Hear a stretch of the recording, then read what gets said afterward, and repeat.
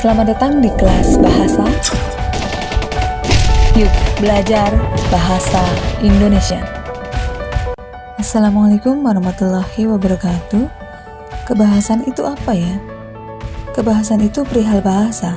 Setiap teks memiliki unsur kebahasaan yang berbeda. Namun, untuk menjadi sebuah teks, tentu memiliki urutan bahasa yang sama, yaitu teks akan terbentuk dari beberapa paragraf. Paragraf akan terbentuk dari minimal 2 kalimat, yaitu kalimat utama dan kalimat penjelas. Namun, paragraf yang ideal terdiri dari 4 kalimat. Kalimat akan terbentuk dari kata maupun frasa yang dirangkaikan. Susunan kata dalam kalimat dapat disebut frasa saat 2 kata atau lebih menduduki satu fungsi. Kata merupakan susunan huruf atau suku kata yang memiliki makna. Assalamualaikum warahmatullahi wabarakatuh. Halo adik-adik, berjumpa kembali dengan saya Bu Asisa dalam pembelajaran bahasa Indonesia. Nah, adik-adik, kali ini Ibu akan membahas kaidah kebahasaan teks laporan hasil observasi yang berupa kalimat. Kalimat yang pertama yaitu ada kalimat definisi. Biasanya kalimat definisi ini menggunakan konjungsi, merupakan, adalah, ialah, yaitu, yakni. Oke, contohnya di sini ada pembelajaran jarak jauh merupakan pembelajaran yang diberikan kepada siswa dengan tidak berkumpul bersama di satu tempat secara rutin untuk menerima pelajaran langsung dari guru. Kalimat tersebut itu menggunakan kata hubung merupakan. Itulah yang membuat contoh kalimat pertama ini merupakan kalimat definisi. Nah, adik-adik, contoh yang kedua, wayang adalah seni pertunjukan yang telah ditetapkan sebagai warisan budaya asli Indonesia. Itu kalimat definisi. Karena di dalam contoh kedua ini menggunakan kata hubung atau konjungsi adalah. Jadi simpulannya konjungsi merupakan, adalah, ialah, yaitu, yakni di dalam kalimat definisi berfungsi untuk mengungkapkan makna, keterangan atau ciri utama dari orang, benda, proses atau aktivitas. Kita masuk kalimat yang kedua. Kalimat yang kedua ini adalah kalimat deskripsi. Kalimat deskripsi di dalam teks laporan hasil observasi isinya mendeskripsikan objek yang kita laporkan. Nah, contoh yang pertama, wayang topeng dimainkan oleh orang yang menggunakan topeng. Contoh yang kedua, lumba-lumba bernafas melalui lubang udara yang terletak di atas kepalanya. Nah, dua kalimat tersebut merupakan kalimat deskripsi karena berisi pemaparan atau penjelasan yang sifatnya rinci dan jelas. Itulah kalimat deskripsi. Kita lanjut kalimat yang ketiga, yaitu kalimat pengklasifikasian. Kalimat pengklasifikasian ini biasanya digunakan untuk mengklasifikasi atau mengelompokkan jenis objek yang kita amati. Dalam menulis kalimat pengklasifikasian ini harus mencantumkan 3 hal, yaitu yang pertama, objek yang dilaporkan, dasar pengelompokannya, dan jumlah anggota objeknya. Oke, contohnya pada kalimat berdasarkan ada atau tidak adanya gigi, paus terbagi menjadi 2 kategori, yaitu paus bergigi dan paus tidak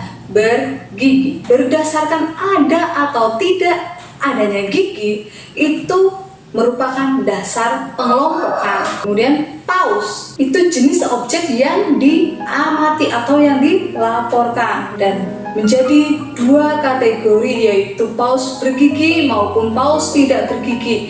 Itu jumlah anggota objeknya. Nah, adik-adik, untuk 3 kalimat tadi sudah jelas ya. kita lanjut pada kalimat simplex. Kalimat simplex yaitu kalimat yang terbentuk dalam satu klausa atau disebut juga kalimat tunggal. Contoh kalimat simplex yang pertama, kelelawar merupakan hewan unik. Kalimat ini merupakan kalimat tunggal. Untuk membuktikannya, kita harus analisis fungsi kalimatnya terlebih dahulu. Kelelawar merupakan subjek, merupakan itu menduduki predikat, hewan unik menduduki fungsi pelengkap. Mana ya klausanya? Klausa itu apa? Kenapa kalimat tersebut disebut kalimat tunggal? Kenapa kalimat tersebut hanya memiliki satu klausa? Klausa itu apa? Nah, klausa itu terdiri dari fungsi subjek dan predikat. Terdiri dari satu subjek dan satu predikat, otomatis itu satu klausa. Dalam kalimat kelelawar merupakan hewan unik, ada satu subjek yaitu kelelawar, ada satu predikat yaitu merupakan. Jadi ini merupakan klausa. Oke, contoh kalimat yang kedua, wayang tersebut berbentuk pipih seperti wayang kulit. Wayang tersebut subjek, berbentuk predikat, pipih objek, seperti wayang kulit itu keterangan. Klausanya tentu subjek dan predikat pada kalimat tersebut. Wayang tersebut berbentuk, itu satu klausa. Nah, ingat-ingat, berarti kalimat simplex ini kalimat yang terbentuk dari satu klausa, disebut juga kalimat tunggal. Oke, adik-adik, kalimat yang kelima. Kalimat yang kelima ini adalah kalimat kompleks.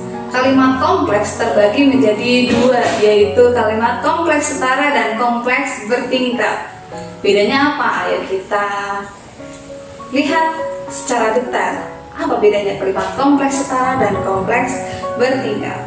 Oke, di sini Ibu sudah menanyakan contoh kalimat kompleks setara. Kalimat kompleks setara di sini kelelawar aktif pada malam hari, tetapi tidur pada siang hari. Sama, kita harus tentukan dulu fungsi kalimatnya. Kelelawar sebagai subjek, aktif itu predikat, pada malam hari keterangan. Tetapi itu konjungsi koordinatif. Tidur adalah predikat, pada siang hari itu keterangan. Jadi keterangannya di sini ada dua. Ada dua predikat, aktif dan tidur, dan satu subjek yang tertulis di sini.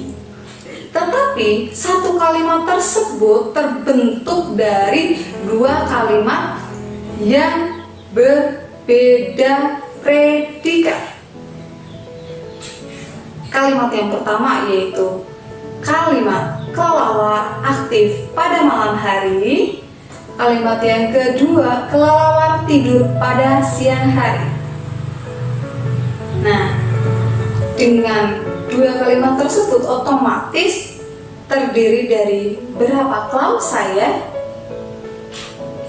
Benar sekali, ada dua klausa. Ada dua klausa, itulah ciri kalimat kompleks. Klausanya kelelawar aktif, klausa pertama. Klausa yang kedua, kelelawar tidur. Kemudian ciri dari kalimat kompleks setara yaitu menggunakan konjungsi koordinatif. Konjungsi koordinatif contohnya tetapi dan atau, itu yang sering digunakan di dalam teks pelaporan hasil observasi. Oke, contoh kalimat kompleks setara yang kedua yaitu dalam budaya modern wayang berfungsi menghibur dan mendidik. Kalimat tersebut terdapat konjungsi koordinatif dan itu harus kalian ingat ya, konjungsi koordinatif, konjungsi yang menunjukkan kesetaraan, tetapi dan atau. Kalimat tersebut juga jika dibuat menjadi dua kalimat bisa ya. Kalimat yang pertama, dalam budaya modern wayang berfungsi menghibur. Kalimat yang kedua, dalam budaya modern wayang berfungsi mendidik. Ada berapa klausa?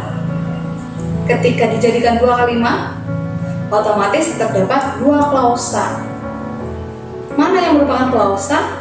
Wayang berfungsi. Itu klausanya karena subjeknya wayang berfungsi sebagai predikat. Kalimat kompleks bertingkat.